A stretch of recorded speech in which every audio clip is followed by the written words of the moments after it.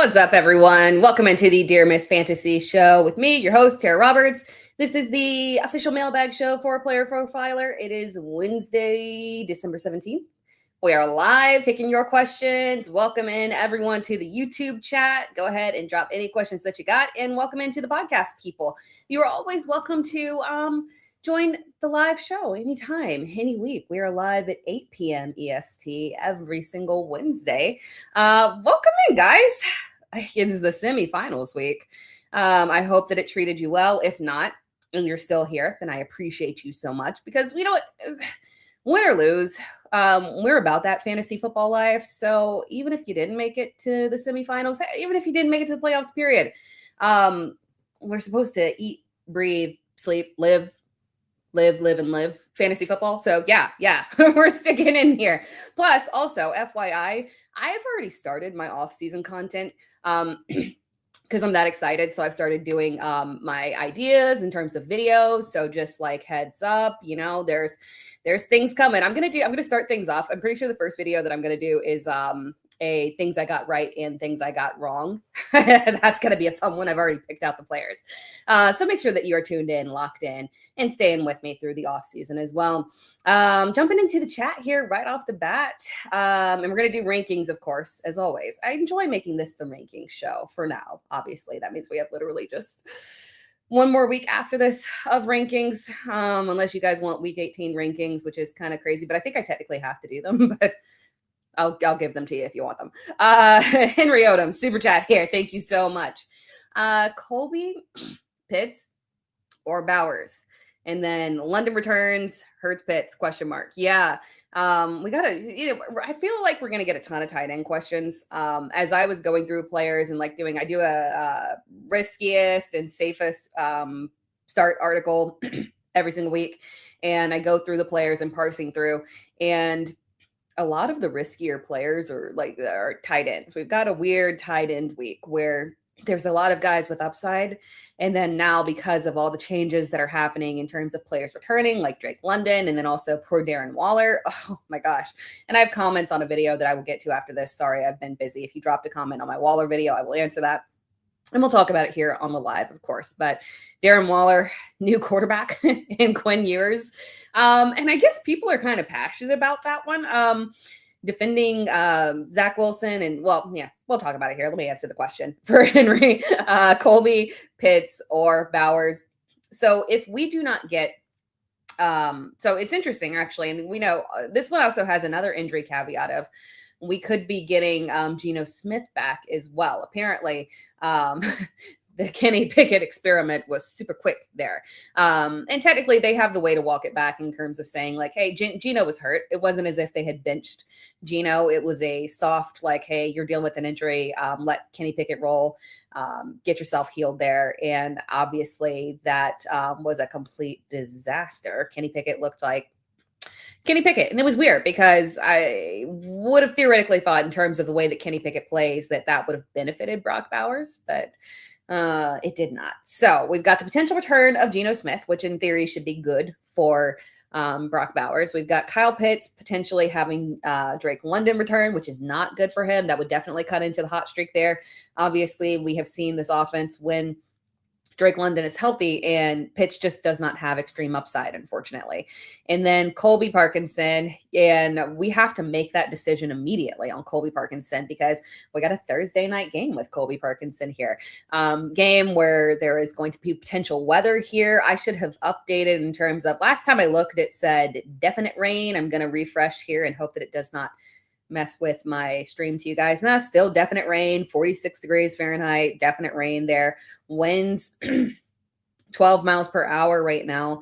So yeah, we've got obviously, big concerns that there might not be a ton of volume. And it's also, for what it's worth, a fairly low point total in this matchup as well. Last I checked, it was around like 44, I believe. So given the high offensive firepower that we have in this matchup, that is extremely low there. Which, and often in a lot of these games here, that could mean that if they're not pushing the ball downfield, that can benefit the tight ends a little bit more there. But Parkinson has been used in a variety of ways. So It'll be interesting to see. But I think given the fact that we don't know about London returning, and we probably won't know by the time we have to make that decision on Parkinson, and given the fact that we still don't know the quarterback situation with Bowers, I would go ahead and start Colby Parkinson, especially with Devontae Adams out. Rain or no rain, Matt Stafford is still going. And granted, just remember, he did only have 130 passing yards in the matchup the first time around, but he did get 2 passing touchdowns. And touchdowns are really what Colby Parkinson is thriving off of. And obviously, touchdowns are something that red zone targets are very critical for Devontae Adams. Stafford gets into the red zone, he immediately looks. I mean, it's like locked in on Devontae Adams every single time there. He's just, I mean, the red zone targets are absolutely ridiculous. So that exiting in a vacuum is definitely going to benefit Colby Parkinson. So I still trust him even with the potential rain there. Sam Wise says, London ain't coming back. I'll eat my hat. I'll eat it with you because I've said multiple times, like people asking, are we getting London? Or are we getting Garrett Wilson back? I'm like, I don't think we're getting either back. I mean, if we're going to get one back, probably London, but I really did not think they would put London out there. It doesn't make a ton of sense to me. You're not competing for anything. You don't even have your starting quarterback here. Yay for Bijan and Kyle Pitts holding it down there, but I'm very much so, as obviously it doesn't benefit us from a fantasy perspective, right? But I'm pro, like just from a general, like love the football players perspective. If they're hurt and you're not competing, man, just sit the player. And I don't enjoy it, but just sit the player, please. More super chats here. From Hi-Fi Samurai. Defensive, start sit. Broncos, Chiefs, or Bengals. I believe I have the Chiefs highest in that one, but let me check on the Broncos because I can't remember where I have the Broncos. No, I have Yeah, I have the Chiefs highest. Sorry. Thought for a second that I had the Broncos higher. Chiefs are and we'll look at defensive rankings in a second. Of course, I will pull those graphics up there as we go further into the show, but just to get us rolling here, Chiefs, actually, you know what? Let's go ahead and knock defenses out of the way. I'll have to yap as I'm sitting here loading my files in because I realized that I did not load in my graphics here. So I'm going to have to just yap here for a second while I pull it up here. But yeah, Kansas City defense, I have them as my overall defense number 3 this week. And Broncos I have as number 5. And then the Bengals, I do not believe you can see them on this graphic. I don't know where I have them. I might not have them. Nope, I don't have the Bengals ranked. They're outside of my top 24. So I do not have them up here on this graphic. So yeah, and I get the potential there with the Bengals, but obviously with the quarterback situation, right? But at the end of the day, they're still a suspect defense. I would not have them ranked. I would not play them over a team like Kansas City. I think this game is going to be, obviously with matchup, Tennessee is going to be a little bit lower scoring than we expected, unfortunately. We might potentially have Rashee Rice that's not going to be in there in concussion protocol now. So Chiefs defense is the one that I have the highest there. And then just overall for the podcast, since you guys can't see the graphics, Houston, number 1 overall defense this week, followed by Buffalo. Obviously good matchup against Cleveland. Followed up by Kansas City, Philadelphia, who looked a bit renewed last week, despite the fact that they were dealing with injuries. Very interesting. Denver, the Saints, Minnesota, Seattle, Jacksonville at number 9, 10, the Rams. Again, so that we're looking at, obviously we're talking a lot about the Seattle and LA Rams game there. They're both top 10 defenses. And I think someone had a comment, and I'll go back through and look, but I believe I saw a comment right before I logged in of someone asking if we were going to get one of those Seattle boom defensive weeks there. And I think it's a possibility there. When that doesn't make me pivot off of the offensive players for the Rams, quite frankly, because, this is an instance where we could still get solid fantasy points from the Rams players and still excellent fantasy points from the Seattle defense, given the messiness and potential for turnovers there in the rain. But they're both top 10 defenses for me this week. Sam Darnold had like 4 interceptions in that first matchup. Matt Stafford threw for literally 130 yards and 2 touchdowns. So he got there in terms of providing fantasy-wise. Kyron Williams had a good game. Good game on the ground, got a touchdown as well. So I do like Kyron a lot this week. And I like the running back. Well, obviously, there's only so much you can like Seattle running backs because of the split. But I do like Kyron Williams and Blake Corum a lot this week. Because this might be one where obviously Seattle is very tough on the ground, but the Rams run blocking is excellent. They push through no matter what, and they succeed even in bad run matchups there. So yeah, I'm still okay and on board. I'm not fading the Rams running backs by any means, given the matchup there. But that rounds up the defenses there. Let's go back to the chats here. So again, yes, that was that was Kansas City's defense. Or wait, yeah, that was Kansas City's defense on that one for you. Thank you, Hi-Fi Samurai. Super chat from Escape Cartel. May, Hurts, Burrow, and then Woody, Swift, Carter from the Cardinals. And then, you know what irritates me when I type in Michael Carter in Super? There's, in Sleeper, there's multiple Michael Carters. That always drives me crazy. But Michael Carter, that is very interesting. That's a very interesting group there. Obviously, we'll start off with the running backs. Obviously, if Woody Marks is healthy, I would love to play Woody Marks this week, especially, given the way that he has performed over the past couple of healthy matchups there. He did look good before he went down with the injury.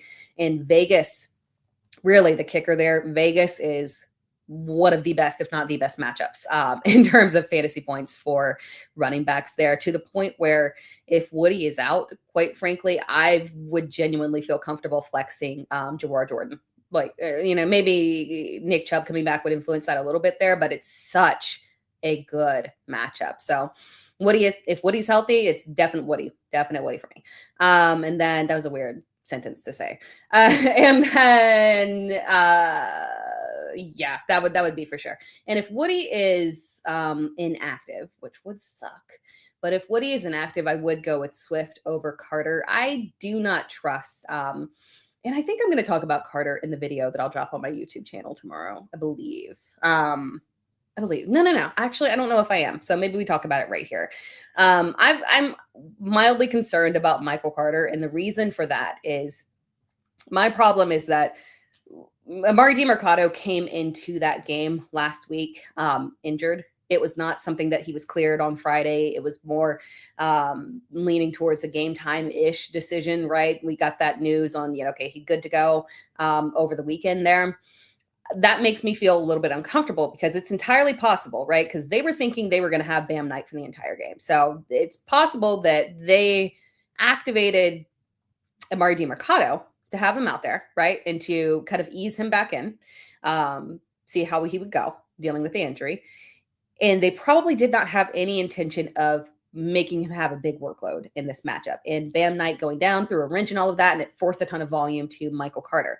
So while Carter's performance was very good given the matchup last week, and obviously if he were the starter, you'd feel good about it from an RB2 perspective because he also he's well-rounded back, 3-on back, pass catching upside there. But I would need Arizona to make it extremely clear that Carter is the starting running back because, again, if Carter got that volume just because DiMercato was still dealing with the injury, if he gets healthy this week and he is good to go and there's no limitations on him, when we have seen all three backs, Michael Carter, Bam Knight, and Amari DiMercato healthy, Michael Carter was the odd man out. Amari DiMercato was splitting with Bam Knight. So I get a wee bit worried. And they also have weirdly conflicting skill sets, right? So if Amari DiMercato is healthy, that pushes Carter back a little bit into a less of a trusting area there just because it can be a split backfield. And then for all we know, it might not only be a split backfield, it could legitimately be Amari DiMercato getting the higher workload there. So Woody, Swift, Carter in the back. And then the quarterbacks there, May, Hurts, and Burrow. You have so many good options there. Like, it's tough to, Burrow has, a fairly good matchup, right? But it's tough to trust Burrow after that performance when you have such trustworthy options ahead. I have Hurts, given the matchup against Washington, as my QB2 this week. Let's go ahead and pull up some quarterback rankings, and then we'll jump back to the chats here. We're just knocking rankings out at the beginning. Boom. We're on a roll here. I got to pull up my quarterback rankings. And of course, I will read them off for you on the podcast there. And I will read them off to the side because I can barely see the screen in front of me. QB1 overall, obviously Josh Allen. Then we've got Jalen Hurts, Drake May. So again, Drake May is the way that I would go with for you. Escape Cordell. After that, Brock Purdy coming in at number 4. We love the matchup. Unfortunately, Indianapolis defense dealing with so many injuries. I feel so bad for them. Especially because I on the record, I love all the moves that Indianapolis made. I like the aggression that they had. I like that they, took a chance on Daniel Jones, fitting exactly what Shane Steichen wants to do. Especially after he spent, I think that little stint with Kevin O'Connell in Minnesota was extremely valuable. More quarterbacks should do this. Like, don't go and fight for a mediocre job. Like, I remember when he got released and everyone was like, oh, he could go and play, compete for a job in Vegas. Don't go to a mediocre team where you can just learn from mediocre coaching and go do mediocre things. Go sit as, even if you had to go on practice squad like Daniel Jones, just go and sit in a good system with a good coach. Even if it's just for like half a year, it can do wonders here. Clearly. I feel bad for Indianapolis because I very much so love what they've done. And I thought the playoff push was very for real for them.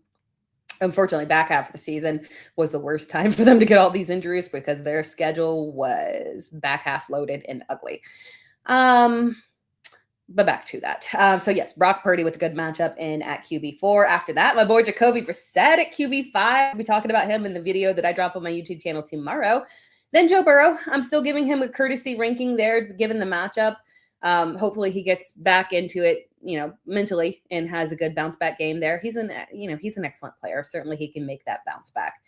Dak after that, Matt Stafford, a little further back in the rankings, obviously.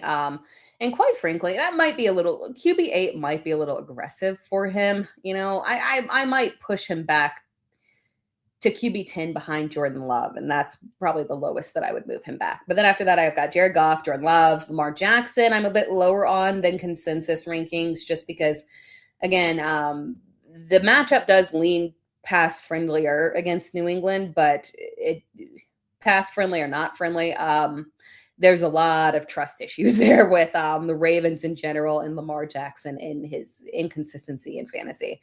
After that, we've got CJ Stroud coming up in the rankings, coming off a good week there and a good matchup against Vegas.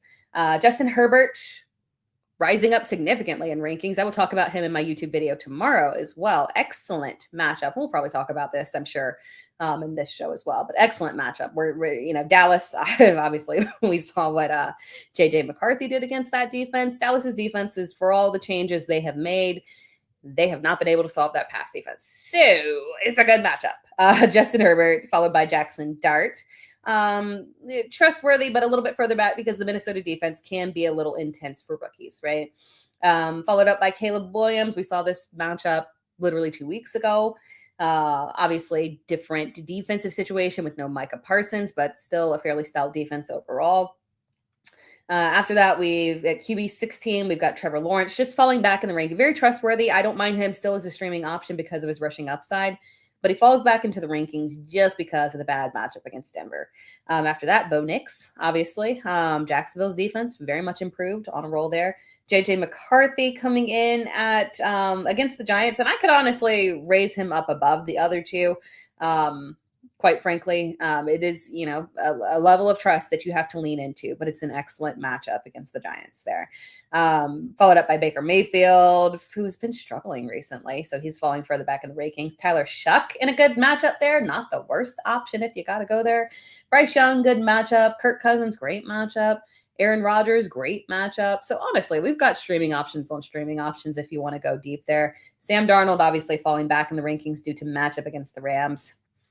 Then Marcus Mariota, bad matchup against Philadelphia. Shedeur Sanders, not an ideal pass matchup against Buffalo there.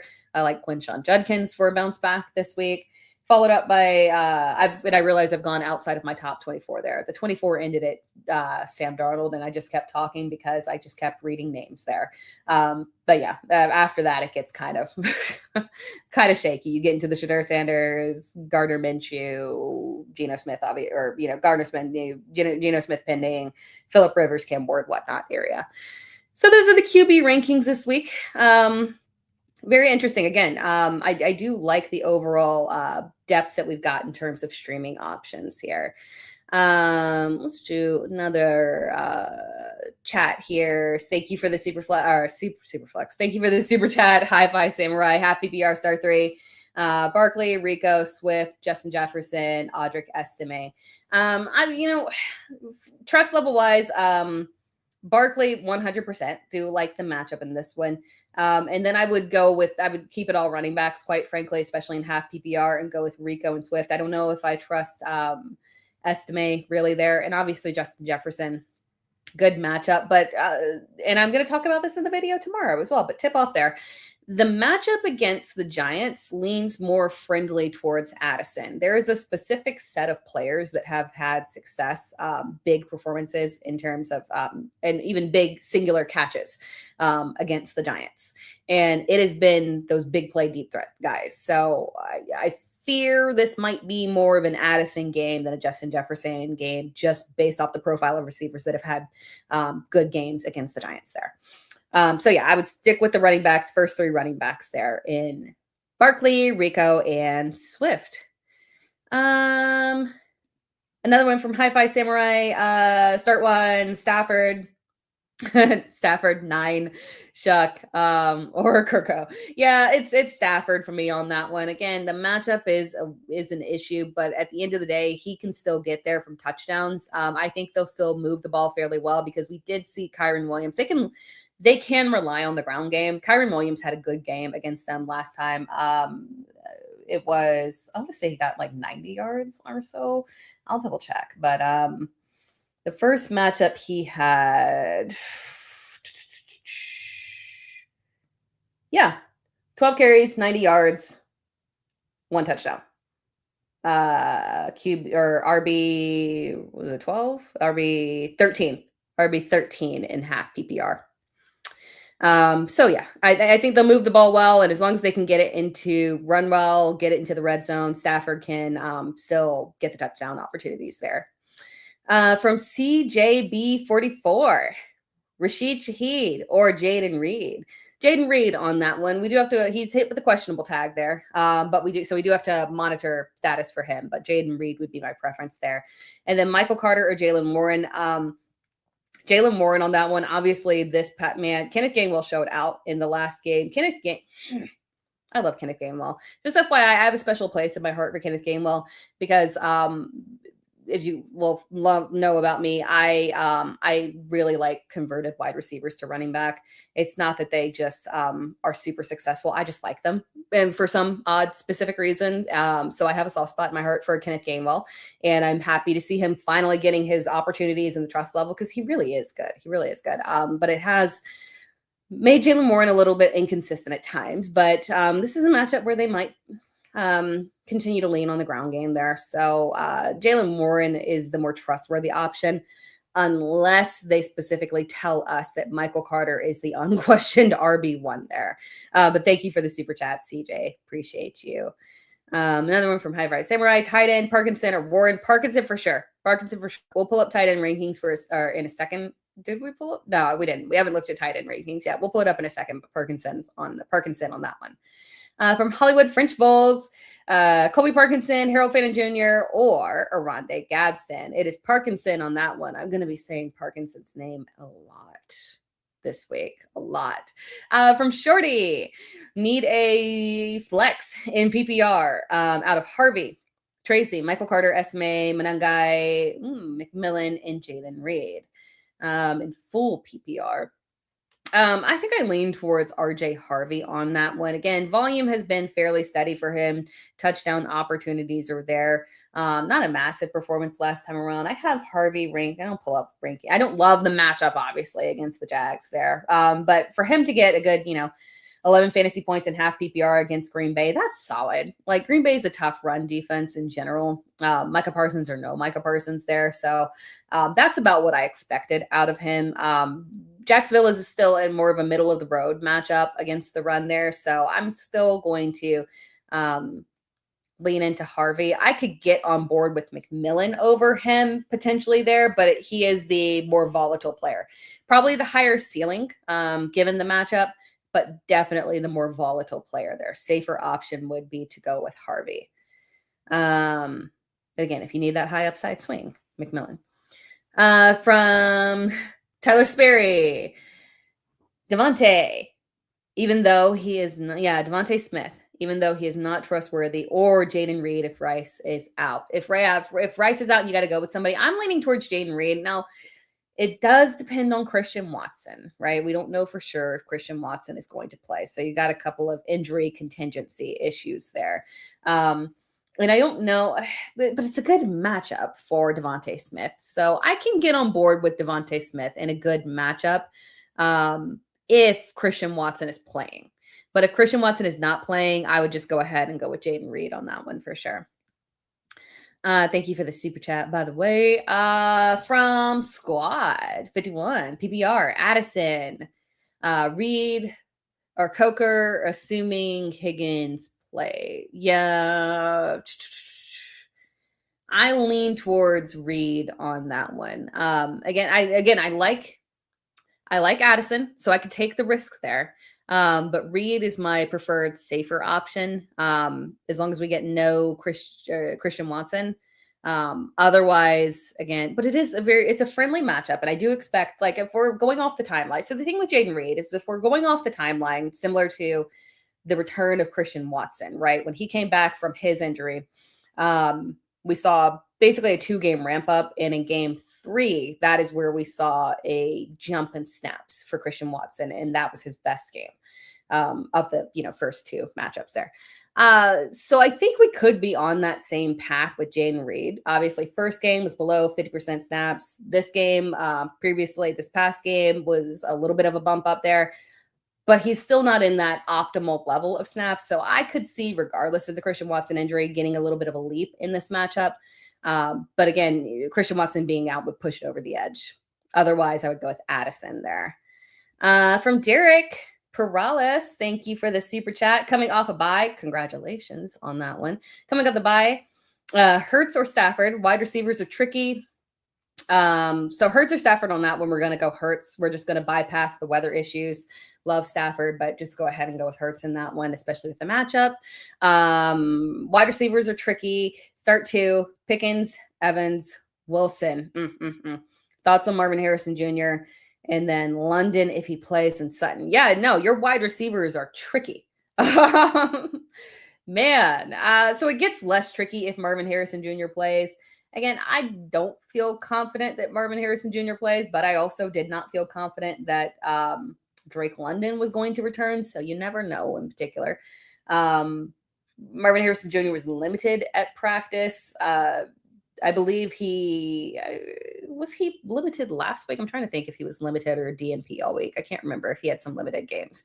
But regardless, if Marvin Harrison Jr. is out, that's easy going with Michael Wilson. And then I believe I have, I've got Mike Evans higher than George Pickens this week.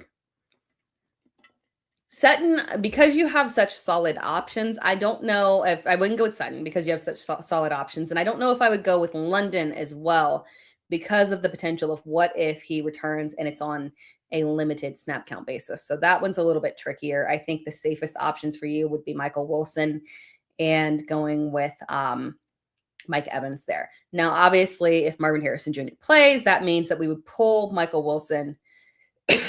Oh, and your flex in that situation, again, would be Pickens. Now, obviously, if Michael Wilson is not the wide receiver one there and Marvin Harrison Jr. plays, it actually gets pretty simple for you. You're definitely going with Pickens and Evans. And then your flex option would be dependent on if Sutton plays. You could lean into Sutton as a flex option. London is a flex option if London plays. Otherwise, if we're not getting a lot of positive news regarding snap count, then it becomes just by default, you're going with Sutton in the flex. So, yeah, a little less, tricky just because you've got very definitive injury situations that'll make it very clear, very clear. And then your tight ends there, Goddard or Parkinson. We're going with Parkinson on that one for sure. Like him a lot. I knew I was going to say Parkinson's name like 5,000 times today. Thank you so much for the super chats, guys. I really appreciate it. From Javiana.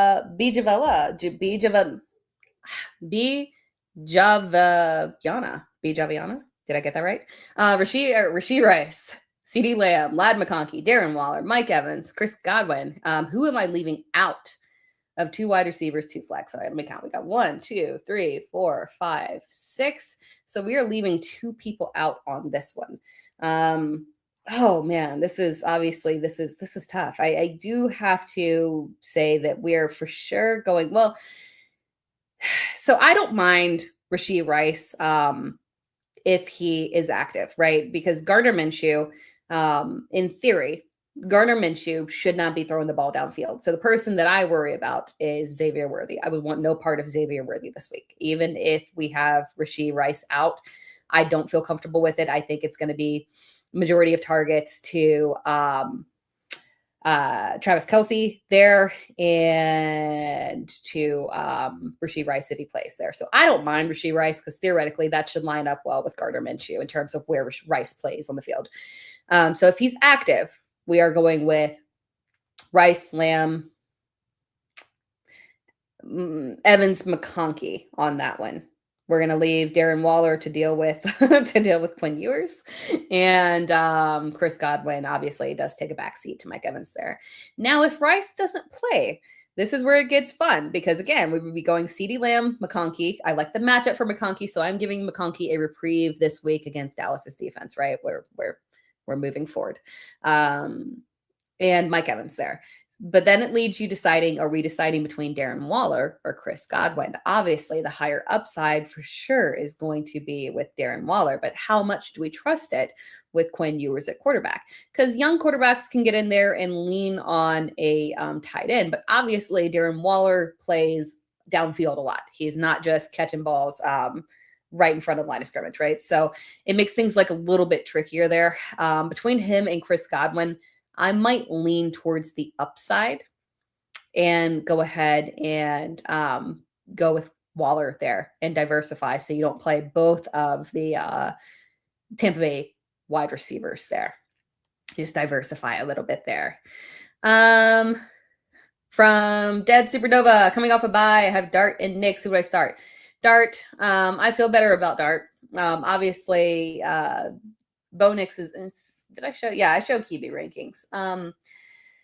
Nix is literally like 3 spots behind. But again, this matchup here with Jacksonville, Jacksonville's defense has been stealthy good. It was good to see Nix bounce back last week, but I can't let one performance erase the weeks of mediocrity that we had seen from him, unfortunately. So I got to go with Jackson Dart and the rushing upside there for sure.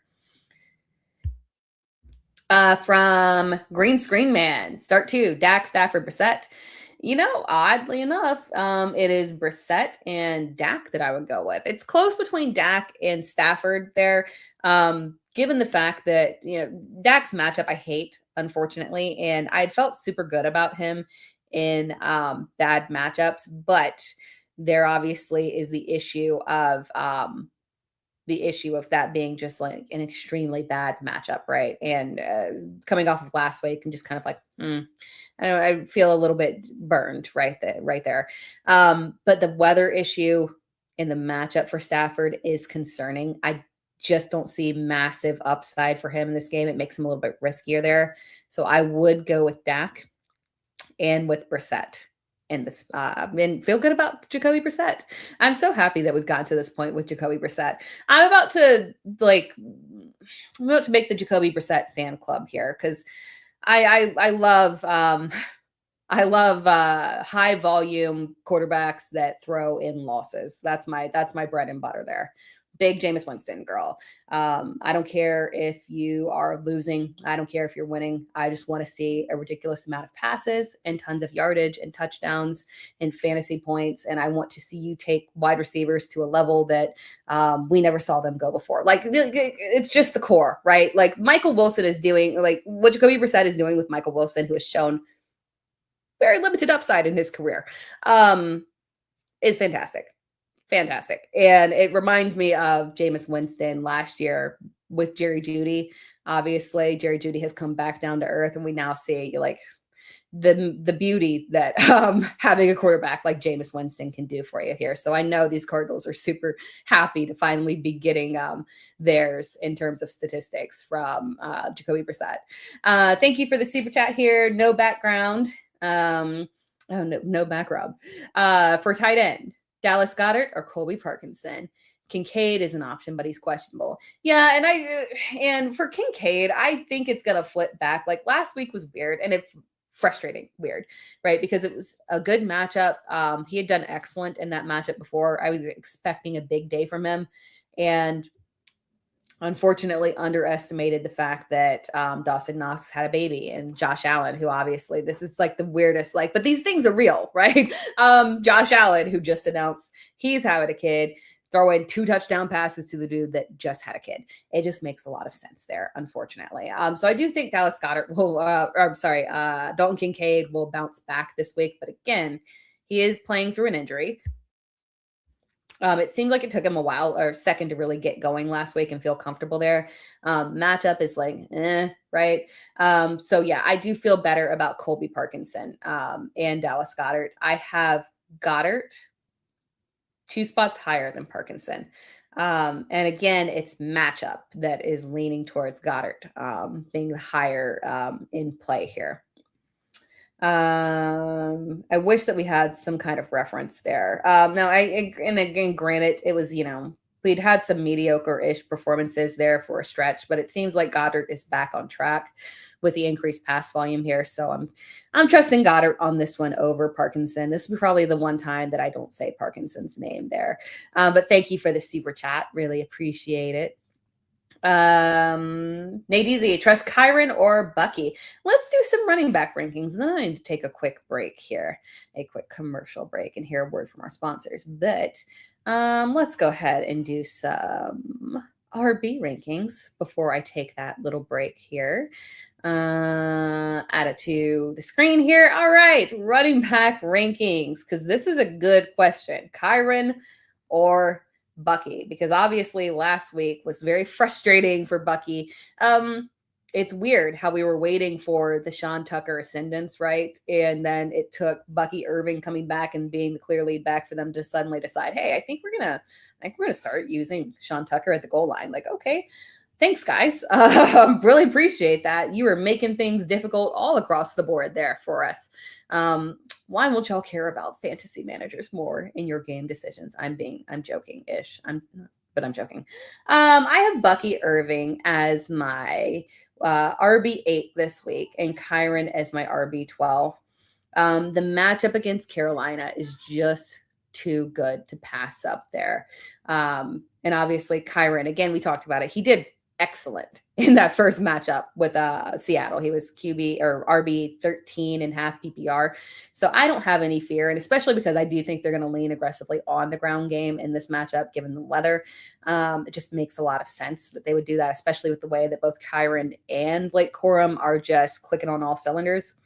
So I don't have any issue with Kyron Williams this week, still top 12 back here, but I just love the matchup a lot better for Bucky Irving. So it would be Bucky that I would go with here. But reading off the running back rankings here, guys, obviously at the top, Bijan Robinson, Devon Achane here. And I know people will be a little bit worried about Achane with the change in quarterback here. Because obviously, defensively, they could decide, okay, we're going to make Quinn Ewers throw the ball, and we're just going to focus on shutting down Devon Achane. I don't really think you could do that, though. You can stack a box all you want. He is a shifty little dude, and he can get through. And also, I think he can benefit here in terms of there being a potential increase in checkdowns here.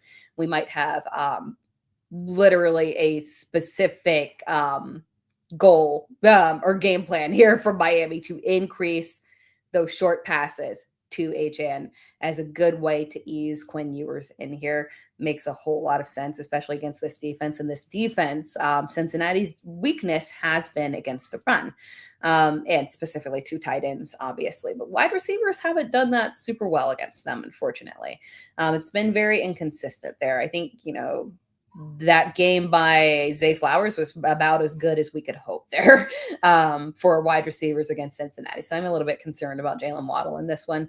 But fortunately for me personally, Tua made sure that my Jalen Waddle team, my Jalen Waddle dynasty team that I had genuine aspirations of winning the league this year, convinced God, that was a team that I really wanted to go on. Couldn't just get one more point from Waddle there. So thank you, Tua, for nixing that dream team there of mine.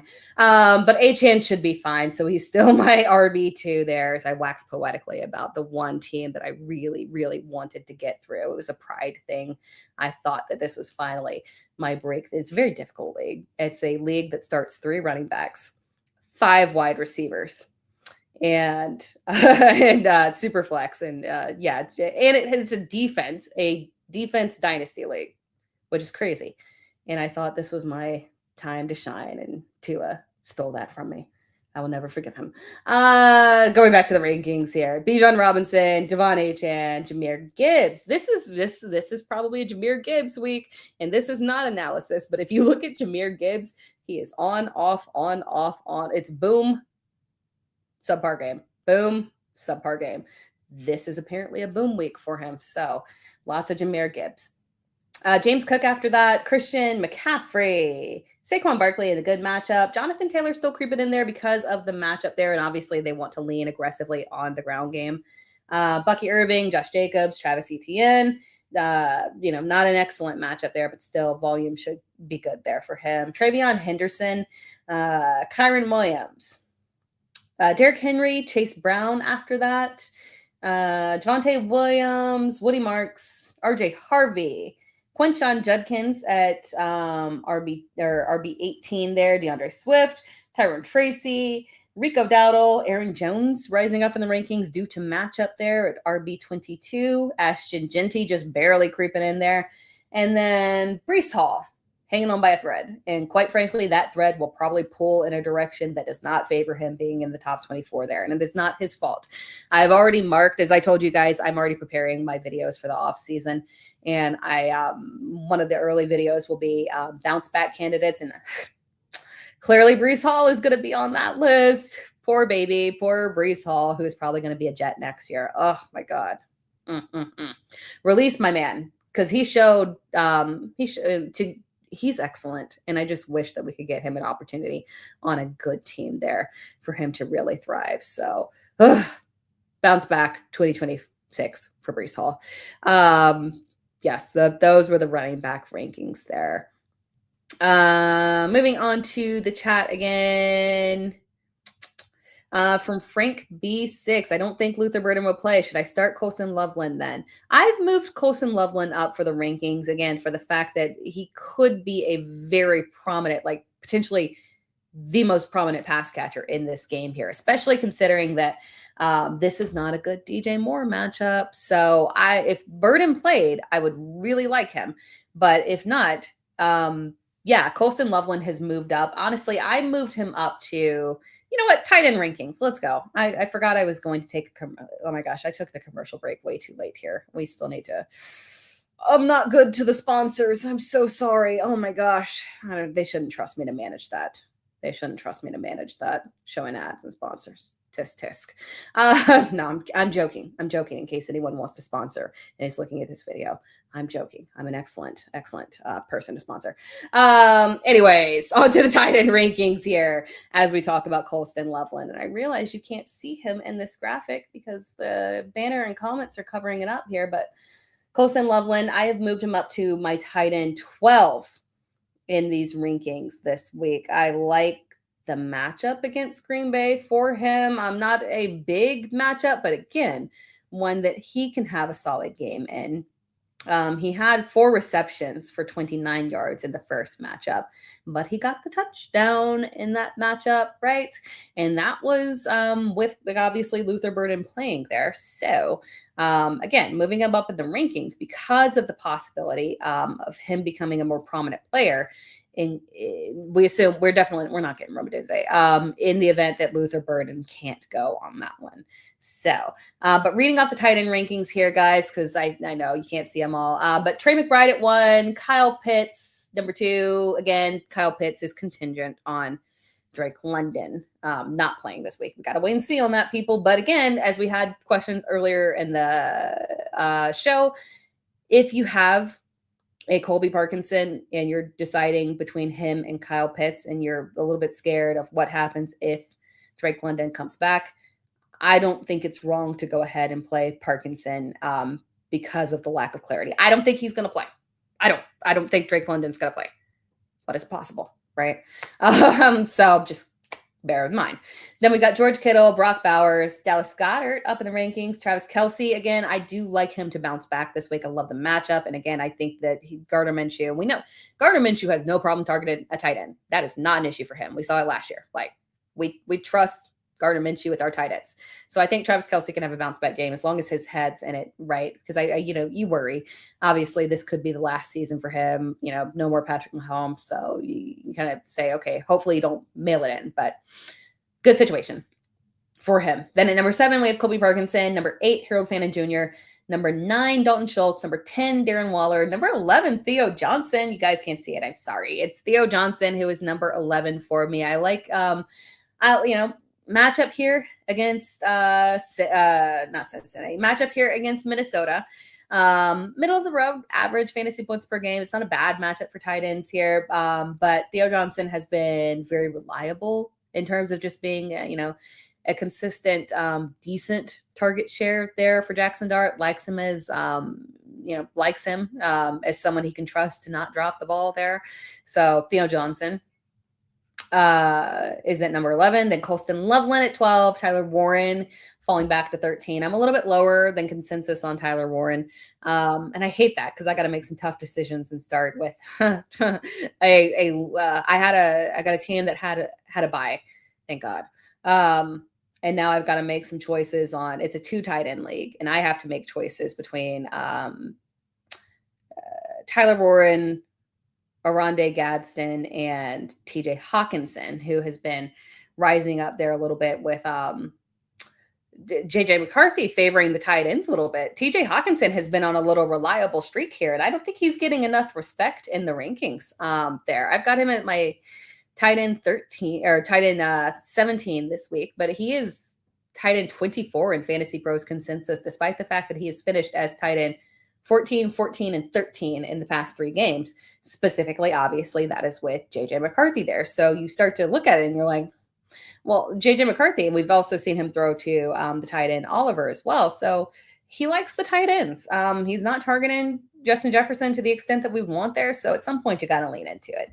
But yes, Jake Ferguson so Dalton Kincaid at 14. It's a trust issue there in terms of his health. Jake Ferguson at 15, Oronde Gadsden at 16, TJ Hawkinson at 17, Hunter Henry at 18, then Mark Andrews falling on back in the rankings. Jesus Christ, we couldn't even get something in the good matchup there. Thanks, Baltimore. Mike Gesicki at 20, Brenton Strange at 21. Yeah, I just don't. I think our ride with Brent Strange has fallen, unfortunately, due to Brian Thomas Jr. deciding that he wants to show up now, which is good. That's great. I feel like we can trust him a little bit there, but it's not a good matchup. Hence why Strange has moved back a tiny bit there. Juwan Johnson, although it's not a bad tight end matchup, honestly, off the top of my head. I can't remember the fantasy points there, but I don't think it's a bad tight end matchup. But AJ Barner and then Pat Fryermuth wrapping it up at 24 there. So those are the tight end rankings. So yeah, Loveland is a tight end 1 this week.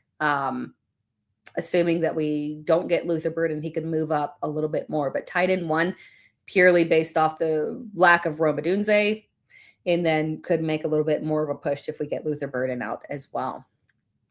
So keep your eyes on that, guys. Super chat here. Let's see. I think, yeah, we did that one from no background. From Henry Odom, one running back. Marks, Gainwell, Aaron Jones, Carter, and Warren, full PPR. Again, on that one, Woody Marks is my preferred option there if he's healthy. Woody Marks, please be healthy. You are my preferred option. And then it gets interesting with Gainwell, who obviously had a strong game, but it can be a little bit inconsistent because it is definitely a committee there, and they like to lead with Jaylen Warren. So it depends on how the offensive situation is shaking out in terms of how they're utilizing and splitting the backfield workload there. So Gainwell is still somewhat volatile. Aaron Jones in the good matchup, Michael Carter with the lack of clarity around his role, and then obviously Jaylen Warren as well. So Woody Marks is definitely the one that we prefer there if he is active. And if not, I think I lean towards, I believe it would be Aaron Jones that I have ranked the second highest there. Yeah, it's Aaron Jones that I have ranked the second highest there, given the matchup against the New York Giants. Jones, obviously, he's still operating as the lead back. It's been a frustrating year for him. That's another one that I plan to talk about in my off-season video, because I was a little bit concerned about Aaron Jones heading into the season, and this was the exact reason. But this has been a very good matchup for running backs against the Giants, and also it's helpful running backs that have receiving upside. So I think that could help Aaron Jones as well here. So if there's a time for us to trust Aaron Jones, it is this time right here. From Aaron Hundersmark, 2 wide receivers, Rice, Evans, Michael Wilson, JMO, or Henderson. And then your tight ends, Bowers, Parkinson, Waller. And then your flex from leftover. And then you're worried about the Raiders QB, can't get the ball to. Yeah, and that's why we got to wait on the contingency plan there, with Geno Smith potentially starting there. I'm trying to think. You 2 wide receivers, but you said Henderson, so I'm wondering if it might have been somebody else that you meant to say there, or if I'm missing something. I don't know if I'm missing something mentally there. But regardless, Mike Evans and Michael Wilson are my guys here. These are my guys that are Jameson Williams I have in the top 10 as well. So honestly, there's this one is tough because there's obviously not a massive separation there, but then that makes it easier in terms of you do want to have your flex option be Jameson there. So my wide receivers would be Michael Wilson and Mike Evans and Jameson there. And then also, if for some reason Marvin Harrison Jr. Okay, perfect there. That makes it easy. Because you said Harrison and not Henderson. That makes it actually super easy on you. You don't have to make any contingency plans. It is literally just you're going with Evans and Jameson for sure. And then the final option would be Michael Wilson if Harrison is not active, and then Harrison if he is active. Yeah. Because in Jacoby Brissett, we trust. For your tight end, yeah, Bowers, Parkinson, and Waller. Parkinson is the safest option of that grouping. I do have Bowers still ranked slightly higher there in hopes that Geno Smith will come back there. But again, on that one, we might not have that information until, unfortunately, we get past the Thursday night game. So if you want to go ahead and play Parkinson over Bowers, I'm 100% on board with that. That's probably the direction that I would go if I was in your situation, where I don't know if I want to wait and see. Super Unknown says Geno is all good. Did he got cleared? I must have missed that today. Oh, he practiced in full today. Okay. He practiced in full. Yeah, if you want to go with, I like Bowers with Geno back this week, but if you feel more comfortable with Parkinson just because of the quarterback situation, just in general, and the team situation, I totally understand that. But I do like Bowers this week. I do. Not a good matchup though against Houston. So it's entirely possible that also, yeah, if you want to think about it that way, it's also a bad matchup specifically for Gino. Not a bad matchup necessarily for the tight end position, but if Gino can't stay upright because of the matchup there, it does make it more difficult. Yeah, I can get on board with Parkinson over Bowers. Yeah. Now that we talk it out. Now that we talk it out. Yeah, and Super Run is saying McBride did fine. McBride did fine, but McBride is another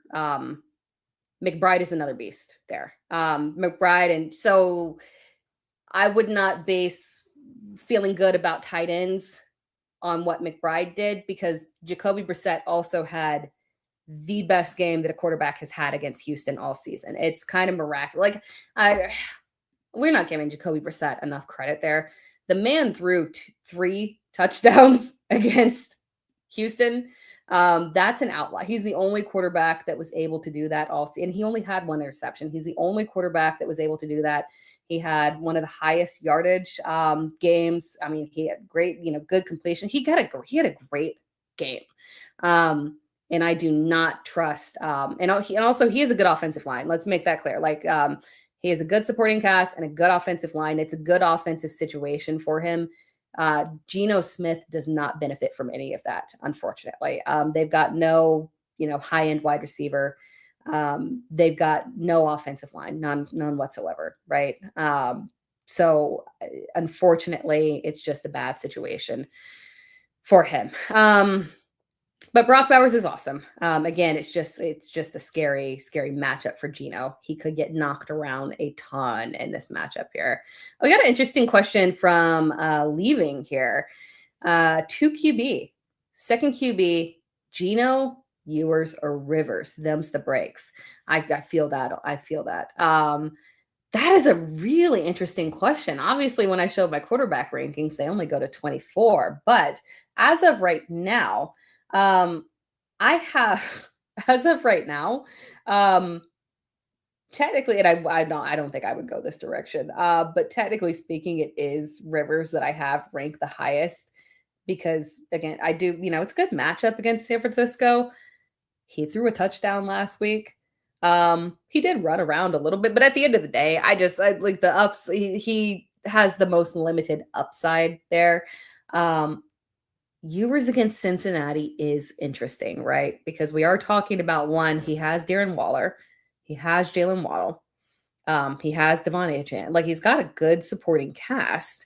Do I want to go with Geno in literally an awful matchup where he factually is going to struggle to stay upright? Or do I want to take the chance there with Quinn Ewers in his first game in a good matchup? In a matchup that could easily favor him throwing multiple touchdowns specifically to Darren Waller. I think I might take the chance there and go with Ewers given the matchup. That's crazy. But I think that I might take that chance there. And again, just to repeat for people, it's a 2 QB league. Obviously, there have been so many injuries at quarterback. I 100% understand why you have to go to this point, right? Because we've lost. I mean, you could have lost Daniel Jones, you could have lost Patrick Mahomes, you could have. I mean, like it's just a destitute situation out there, right? So unfortunately, Ewers, given the matchup, might be the best option there because he also can run around a little bit too, for sure. I'm gonna double check and make sure I got all the super flex. I think I have. Let's see. I think we got 2 more super chats. I always say super chats that I missed there. Need a RB2 and a flex. Michael Carter, Kyle Monangai, Gerard Jordan, Audric Estime. Oh, this is a good question. Tyler Algier, Keaton Mitchell, Emeka Ibuka, Christian Watson. This is a great question.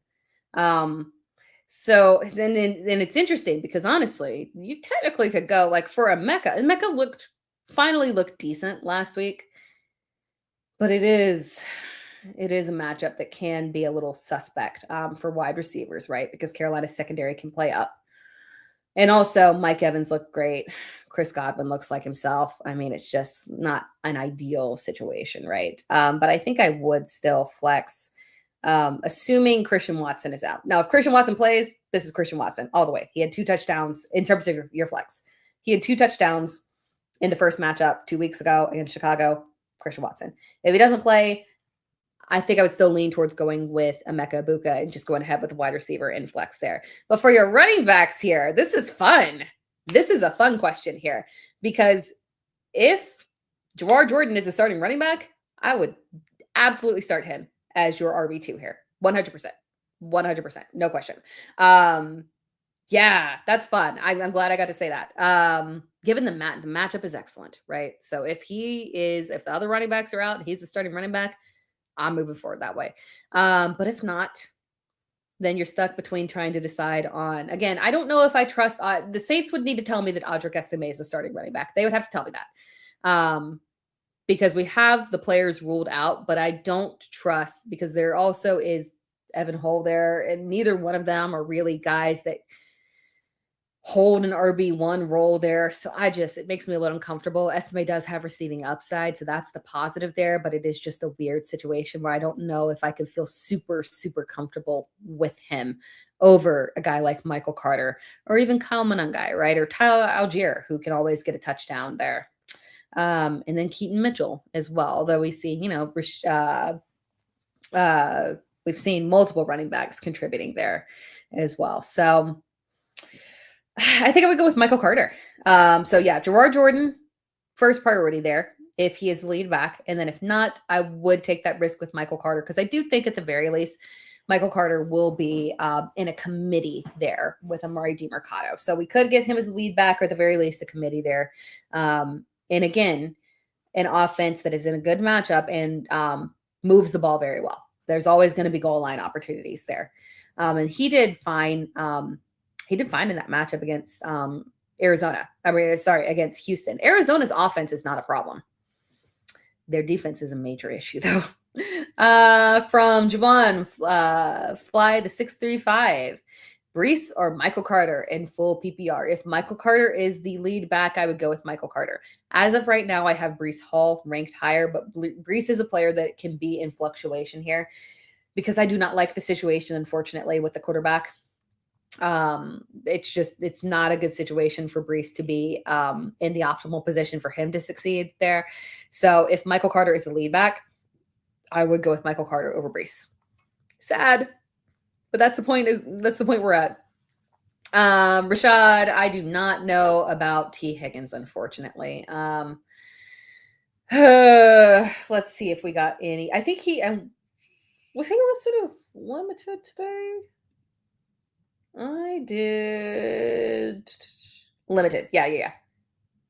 No, he was limited at practice last week. I don't know. I can't see. Shoot, I don't have let me see how quickly I can pull up the practice reports.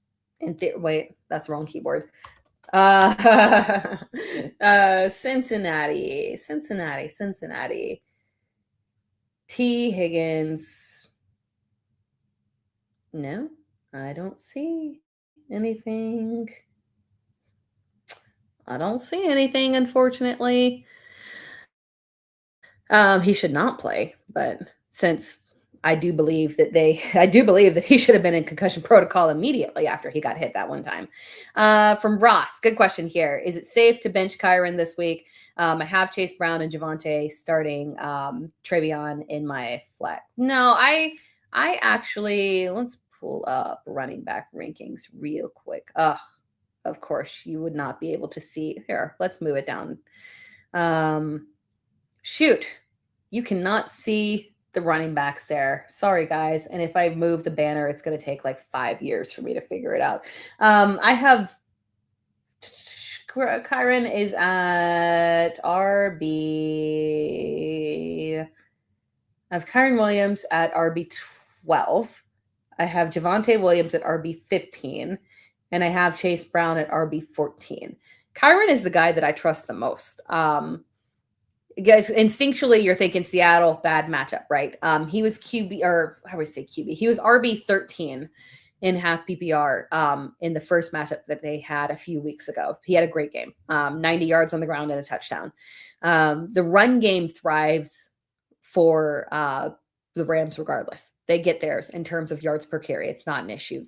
And especially because this is a potential weather game here.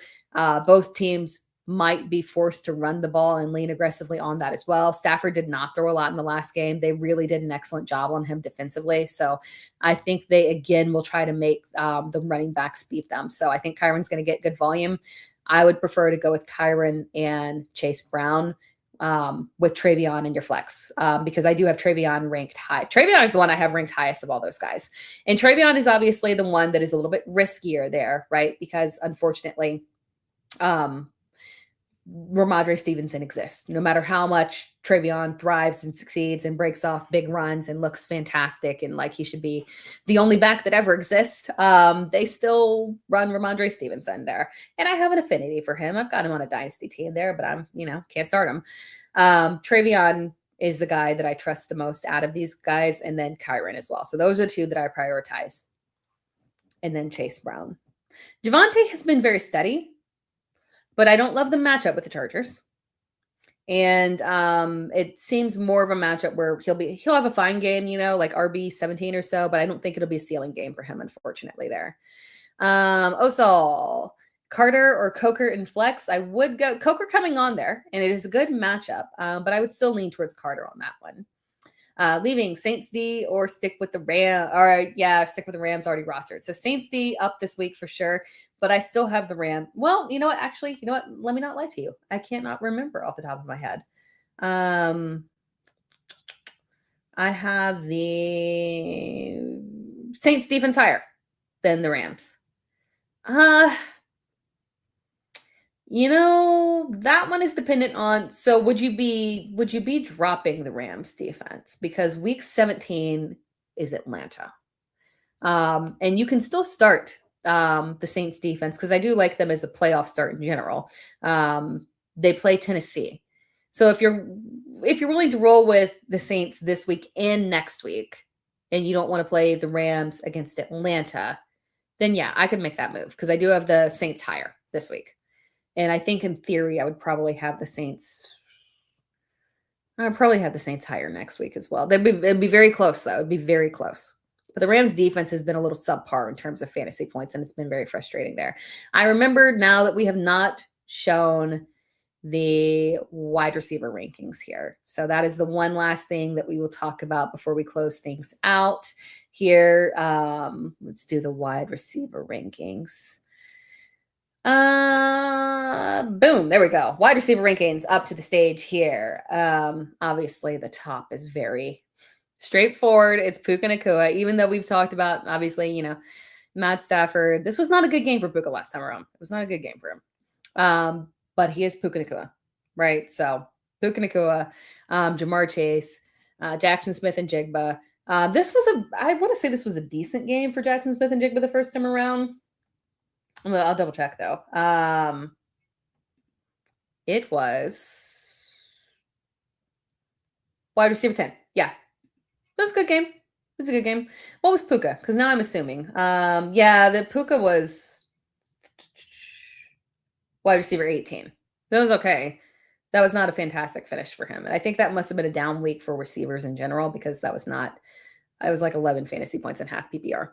But Puka Nacua, Jamar Chase, Jackson Smith and Jigba, Amon-Ra St. Brown, Nico Collins, CeeDee Lamb, Michael Wilson there, Mike Evans, AJ Brown, Jameson Williams. You guys, I faced the team that I ranted about earlier where I just needed one more fantasy point from Waddle. I faced a Jameson Williams, Amon-Ra St. Brown stack. So if anyone wants to send me like a cookie or something to like soothe me after that combination, please feel free to do so because I don't know. I've never experienced that in my life. And it was quite traumatizing, and still just needed one more point from Waddle. Anyway, moving on from I'll see how bitter, like I'm going to hold on to that forever. Bitter to the end there. But Jameson was at number 10, Chris Olave, DK Metcalf, Jalen Waddle. That That's a little suspect. I could honestly move Jalen Waddle back in rankings a little bit there. I think this was the one thing that I did not update with Quinn Ewers at quarterback. I updated Darren Waller. I don't think that I updated Jalen Waddle. So technically, I can move Jalen Waddle back a couple of spots there, to be frank on that one. But George Pickens, Tedero McMillan, Jawan Jennings at 16, Cortland Sutton coming on there at wide receiver 17, followed by Terry McLaurin there. Matchup scares me a little bit there, but he has had an excellent connection and been coming through in touchdowns there with Marcus Mariota. Zay Flowers at 19, Devontae Smith at 20, Lad McConkey moving up in rankings. That's crazy to say he's moving up in rankings, but he is. To wide receiver 21 here in a great matchup against Dallas this week. Followed up by Justin Jefferson, my how he's fallen. Jacoby Myers, who would be higher if it weren't for the matchup there. Obviously, Denver, not ideal. And then followed up by Jaden Reed as wide receiver 20 floor. And obviously, Jaden Reed could be in flux there depending on the availability of Christian Watson there. But that wraps up the wide receiver rankings there. We'll answer a few more questions and then I'm going to head on out here. Let's get me back up there full screen. Osal, Superflex, who would you choose? Ooh, Baker, McCarthy, or Nix? I am worried about Baker Mayfield in this matchup here. Obviously, Baker has been very suspect in terms of his fantasy points there. I have both Bo Nix and JJ McCarthy ranked higher than Baker Mayfield this week. Yeah. I hate it, but Baker has just, then despite getting all his weapons back, unfortunately, he's just been very underwhelming. And then yes, leaving if there we go. If Watson is Watson top 30 if he plays, yeah, for sure. This was if he plays, he had 2 touchdowns in this performance last week. I would quite frankly, he would be top 20 for me. If Watson played, I would have him. And I would still have Jaden Reed probably roughly in that area. I would punish him. Actually, I wouldn't punish him that much because I expect an uptick in volume for him regardless. He should see a snap count increase in this game, even if Watson is playing. I would move Christian Watson up to wide receiver. If he's healthy, active, and good to go, I would move him up to wide receiver 14. That would be 13, actually. I would have him right below DK Metcalf there. Yeah, I'd be pretty aggressive on it, given the matchup there. And the fact that without Darren Micah Parsons, this game could go a little bit differently in terms of a little bit more back and forth here from both offenses there. Ugh, I'm a Packers fan. No Micah Parsons is killing me. But yes. All Kyron Williams questions are yes, good to go. He's a top 12 for me. He's actually my RB 12 this week. So love Kyron Williams. From TB, pick 2, Evans, Michael Wilson, Ladd, Pollard, Judkins, Loveland, or Waller. So the tight end question, Loveland or Waller, it depends on how risky you want to be. Again, Quinn Ewers a quarterback, right? That's a lot of question marks, but it is literally the best matchup for tight ends. Just ignore what Baltimore did last week. I don't know what Baltimore was doing. Like, full disclosure, whatever Baltimore did last week, do not use that as a reference point for anything. I'm a little perplexed. Like, it was just a subpar game all around, right? The max fantasy points that an individual had was 15 points by, I think, both Lamar Jackson and Zay Flowers. And then on top of that, we had 0 fantasy points from Isaiah Likely. That was traumatizing. And then Derrick Henry had 100 yards on the ground, but yet literally those were the only fantasy points that existed for him. It was a week, people. So just treat Cincinnati's defense as it has literally been for every other team. I don't know what was going on with Baltimore. I don't understand them. Yeah.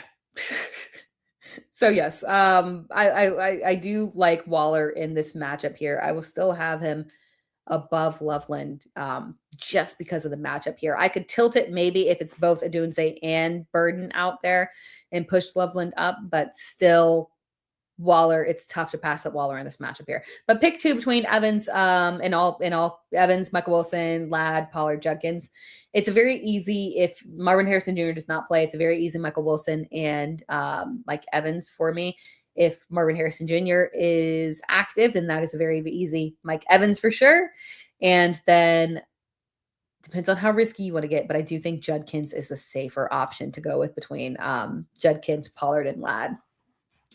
Love the matchup for Ladd, but again, I'm giving Judkins a reprieve here because I do like the matchup a lot. Yes. And no, we don't know on Marvin Harrison Jr. yet, unfortunately. And Michael Wilson could still be a flex, but we did see that when Marvin Harrison Jr. did come back for that one game, it did significantly downgrade Michael Wilson to the point where he would just be a flex option. Still playable, but just a flex option, not the upside, unfortunately, that we have known to grow and love. And then last comment here from 30NJD. 30NJD30. Half-PPR. Who'd you start this week? Gerard Jordan, Audric Estime, Blake Corum, or Chris Rodriguez? We don't know on Rodriguez, unfortunately, in terms of whether or not he'll be 100% good to go. And then Estime, I do have to have 100% clarity on him. My preference there is Gerard Jordan. Obviously, if Woody Marks is out, so we got to wait on that. For you, I would wait it out because you're going to have to make that decision on Corum there real quick. But the upside for Jordan, if Woody Marks is inactive, would be super high that I could not pass that up. So I would pause there and then play Gerard Jordan if Woody Marks is inactive. And if not, then I would pivot to Audric Estime would be the one that I would pivot to. And then super chat from Derek Perellis to clarify who you're leaning towards, Parkinson or Goddard. I'm still leaning towards Goddard on that one. And I'll see if consensus agrees or disagrees with me on that one.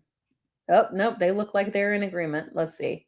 Goddard at tight end 5 and Parkinson at tight end 7. Yeah. And that's how I have it too. The lean is towards Goddard. He's just been coming on strong there. Hate to sit Parkinson given Devontae being out there, but again, weather concerns and whatnot, I pass potentially being a little low there. So it would be touchdown dependent, which is fine. I think Parkinson will get a touchdown in this game. Like if I had to bet it, I would bet the anytime touchdown for Parkinson. But it could just be the touchdown that comes through and maybe not a whole ton of volume because of the matchup there. Windy, rainy, just bad situation there. So Dallas Goedert would be the direction that I would lean. And then Reed, Southern, yes. Even if Christian Watson plays, I am expecting, so we're seeing a snap ramp up for Jayden Reed. We got to remember, he has not played since week 2, and he barely played literally 3 snaps or something like that in that game. So we're seeing a ramp up of Jayden Reed. And first game was under 50% snap. This game we saw a little uptick here. And regardless of Christian Watson playing, we should see another jump in snaps for Christian Watson, for Jayden Reed there, making him a fine flex option, even if Christian Watson plays. But if Christian Watson is out, Reed would easily fall into a low-end RB2. So yeah, he is still in play this week, regardless of Christian Watson's status. But that wraps things up, guys. I appreciate actually John Curtis, Dart or JJ. It is Dart on that one. And then Adam, Kelsey or Parkinson. I have Parkinson higher. But that wraps things up, guys. I appreciate it. If I missed any questions or anything, which I'm sure I did because there were tons of questions and chat was awesome here. But if you have any other questions there, feel free, of course, to drop them in the comments on the video or any of the videos and I can get to them on my YouTube channel. But other than that, I appreciate you all tuning in. It was good to see a big crowd still here because, again, stick around. We're going to stay strong here, closing out the fantasy season, and then we're heading into the off season too. It is going to be fun. I'll still have live shows for you guys as well. So I won't disappear. You'll still be getting videos on rookies and free agencies, draft, all that good stuff. I thoroughly enjoy making deep free agency lists with all team needs, anticipating moves and everything, and then predicting in terms of, especially if you guys play Dynasty, that's always helpful. But it's always helpful in terms of, if you're playing best ball, that's very helpful as well. And then always good to be ahead on redraft as well. So stick around, guys. I appreciate you all tuning in. Again, I will be live with you again next week, Wednesday, 8 p.m. EST. And if you're not subscribed, that would be very much appreciated. Also, like the video. It does help us as well. And again, if you're not subscribed, I would appreciate the subscription to my YouTube channel. And then, of course, for Player Profiler as well. That is who this podcast, the Dear Miss Fantasy podcast, is through. And it's available on all podcast platforms. So appreciate you guys tuning in. Let me know how you did this week. Gosh, we have football tomorrow. Should be good. Let's hope it's a good game there to start off our fantasy week right here so we can go into the weekend feeling good and strong about our matchups. But be sure to come in and be back next week and let me know how you did. Otherwise, I will talk to you all next week. Have a fantastic week. Good luck with all of your lineups. Talk to you guys next week. From the Podfather to you, I deeply appreciate you tuning in. And many ask, what can I do? What can I do to help support the hosts, the research they do, the production costs? Go to playerprofiler.com, Dynasty Deluxe, World Famous Draft Kit, Rankings, DFS Dominator, and of course, data analysis. Subscribe to any one of those, and you support all of us and take Player Profiler to the moon.